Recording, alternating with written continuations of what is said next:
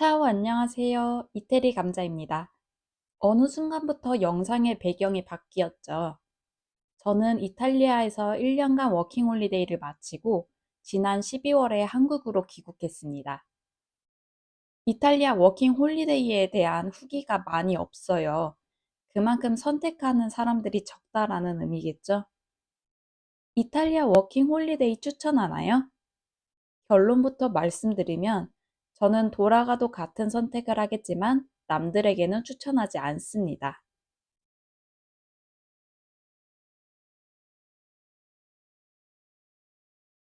먼저 제가 워킹홀리데이를 선택한 이유부터 말씀드릴게요. 저는 해외에서 살아보는 경험 자체가 하고 싶었어요. 그래서 학생도 직장인도 아닌 현지인들 사이에 거주하면서 여행을 주 목적으로 이 비자를 선택했습니다.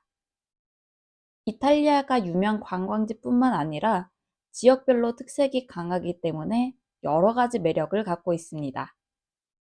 그렇다 보니 알려지지 않은 숨은 명소들이 많아요. 심지어 1년 동안 머물면서도 가보지 못한 지역이 많습니다. 그래서 제 만족도는 딱 반반이었어요. 여행이라는 목적에는 정말 잘 맞았지만 생활비는 예상보다 훨씬 많이 들었습니다.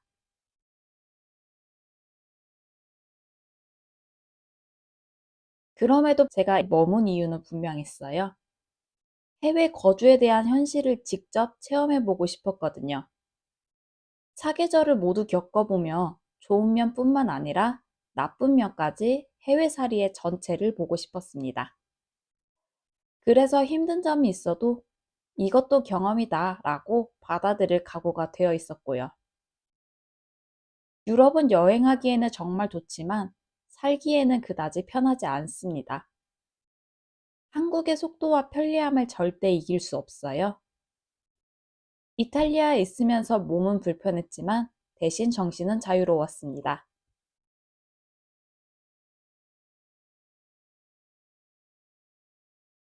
저는 북부지방인 밀라노에서 지냈어요.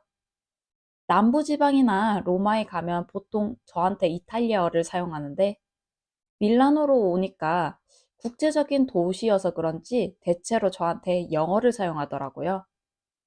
그러다 보니 언어 실력이 이탈리아어 반, 영어 반으로 분산되었어요. 보고 듣는 게 있으니 자연스럽게 알게 되긴 합니다. 언어는 개인의 관심과 적극성에 따라 달라져요. 이탈리아 대표적인 언어 자격증이 있습니다. 총 6단계로 초급 A1, 2, 중급 B1, 2, 고급 C1, 2로 나뉘어져 있어요. 1년간 지냈던 저는 A2 정도의 실력이 되어 있었습니다. 현지 언어를 전공했어도 한마디도 구사하기 어려워하는 분들도 계시고요. 전혀 관련이 없음에도 현지인 수준인 분들도 많습니다.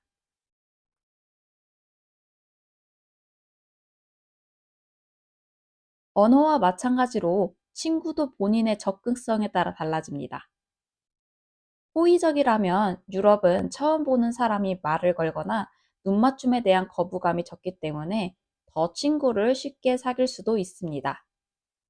단 서로의 알고 있는 모습이 없기 때문에 그 연락이 오래 이어질지는 모르겠지만요. 친구 사귀는 방법은 정의할 수 없어요. 우연히 버스 옆자리 사람이 친구가 될 수도 있고, 자주 마주치는 이웃이랑 친하게 지내게 될 수도 있고, 언제 어디서 만날지 모릅니다. 만나게 되더라도 성격이 잘 맞아야죠. 저 같은 경우는 언어 교환 어플에서 친구를 사귄 적도 있어요. 서로 나라에 대한 언어에 관심이 있었고, 마침 같은 지역에 살고 있었기 때문에 친구가 되었죠. 그리고 꼭 언어가 되지 않더라도 친구를 사귈 수 있습니다. 사실 우리의 발음과 현지인의 발음이 다르기 때문에 의사소통이 잘 되지 않는 경우가 발생합니다. 그런데 친해지고 싶으면 서로 어떻게 해서든 이해하려고 노력하고, 비록 소통은 잘 안 되지만 마음으로는 상대가 나와 친해지고 싶다는 걸 압니다. 만약 그러지 않았더라면 서로 친해지고 싶은 마음이 부족했던 거겠죠?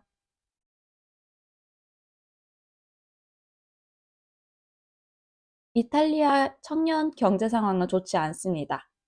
심지어 법정 최저시급이 없습니다. 결국 일자리는 적고 조건이 나빠도 알면서 들어갈 수밖에 없는 구조예요. 한국에서 어느 정도 자금을 준비하고 이 비용을 이탈리아에서 쓰면서 현지에서 보조적으로 벌어 병행한다라는 느낌이 현실적입니다.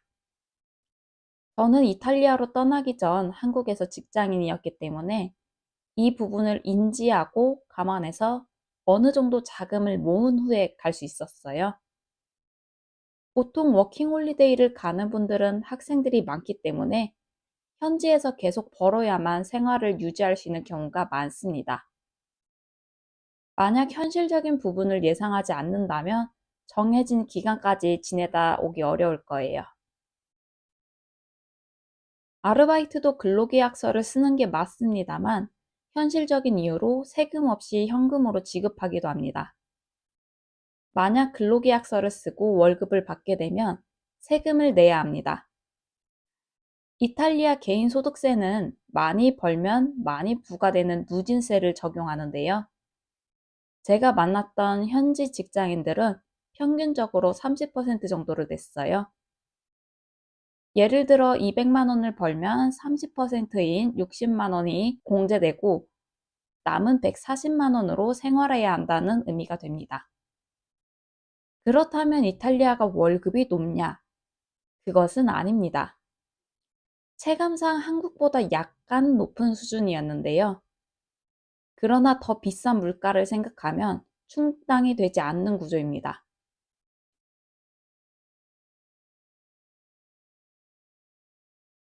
보통 일자리 같은 경우는 다음 카페인 이태리 유학생활 모임, 여기가 가장 크고 가입자 수가 많습니다.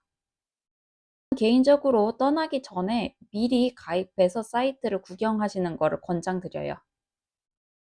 어떤 시즌에는 일자리가 많이 나오고 어떤 시즌에는 일자리가 없고, 아, 주로 이런 아르바이트들이 나오는구나, 이런 직장인을 구하는구나, 이런 거를 알면 대비하는 데 도움이 되고 감을 잡을 수가 있습니다. 이탈리아는 아직도 지인의 소개로 들어가게 되는 경우가 많아요. 고용자 입장에서도 아는 사람의 추천을 받아 검증된 사람을 사용하고 싶어 하는 거죠. 그러다 보니 공고에 올리지 않고 주변 사람들을 통해 구하기도 하는데요. 이런 정보를 얻으려면 주변에 아는 사람들이 있어야겠죠? 한인을 기준으로 말씀드리면 한인회라든지 한인청년회, 한인교회를 통해서도 지인 소개로 들어오시는 분들도 계십니다.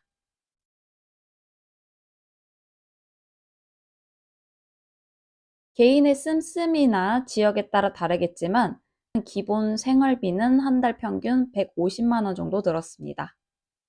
여기에 쇼핑, 문화비와 같은 부가적인 비용은 제외하고요.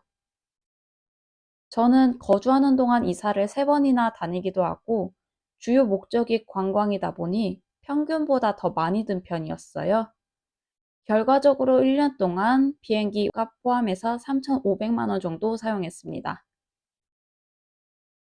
지내실 비용을 계산할 때 예상한 금액의 1.5배를 잡는 것을 권장드립니다. 이탈리아에는 보이지 않은 비용이 높아요. 부동산 중개비, 학원 등록비, 예상치 못한 벌금, 보이지 않은 지출할 것들이 생깁니다. 그리고 한 가지 바로 더, 실수 비용이 있습니다. 한국에서 우리가 통념적으로 이해했던 것들이 이곳에서는 전혀 당연하지 않아서 생기는 손해들이 있습니다.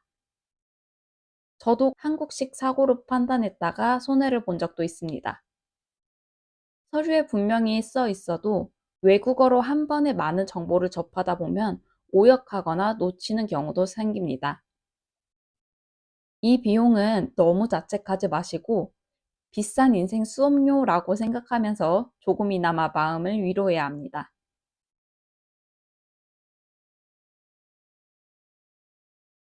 유럽 행정이 느리다는 건 알고 계시죠? 저는 워킹 홀리데이를 마칠 때까지 결국 체류 허가증이 1년 내내 나오지 않았습니다. 없다는 사실이 막연하고 불안하더라고요. 저는 언제든 돌아갈 수 있는 사람이었지만 정말 정착해야 하는 분들이라면 정신적으로 힘들겠다라는 생각이 들었습니다. 이탈리아에 정착한 한인은 많지 않습니다. 그만큼 한국인이 살기 좋다라는 의미가 아니에요. 여행으로는 많이 오는데 정착자는 적은 나라라서 생활 정보가 잘 공유되지 않습니다. 그래서 직접 부딪혀야만 알 수 있는 것들이 많습니다.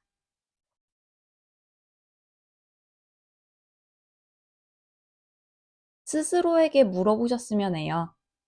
남들이 많이 가는 선택지에 편승한 건 아닌가? 진심으로 내가 이 나라에 가고 싶은 건지요. 시급이 높다라는 이유로 특정 나라를 선택하는 분들이 계시죠? 그런데 시급이 높다는 건 물가도 높다는 뜻입니다. 돈을 모아왔다고 하시는 분들은 그만큼 하루 종일 일하고 안 써서 모아온 거예요.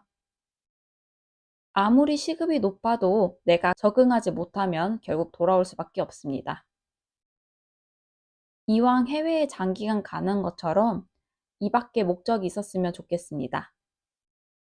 긍정적인 이 나라의 사람들을 닮고 싶고 낙천적인 분위기에 흡수되고 싶다. 이런 것도 말이에요. 한국인은 효율성과 시간을 낭비하면 안 된다라는 관념이 있어서 다른 외국인들에 비해서 해외를 경험하러 왔음에도 초조해하고 온전히 즐기지 못하는 모습을 보이는 편입니다. 국가별로 상이하지만 이 비자의 체류 허가 기간은 보통 1년입니다. 그래서인지 이 기간을 꼭 채워야 할 것 같은 압박감을 갖는 분들이 계시더라고요. 심지어 1년을 채우지 않고 돌아오면 패배자처럼 보는 시선도 있습니다. 도대체 왜 그러세요? 얼마간 지낼 건지는 본인 마음이에요. 한 달만 살고 오더라도 나한테 이 나라가 맞는지 아닌지만 느끼고 와도 얻는 게 있는 겁니다. 그러니 주변 시선 상관하지 마시고 더 있다 오고 싶으면 더 있다 오고 싶으면 돌아오세요. 오늘 저의 경험이 워킹 홀리데이를 준비하는 데 도움이 되었기를 바랍니다. 그럼 다른 경험담으로 영상 준비하겠습니다. 다음에 다시 만나요. 차오!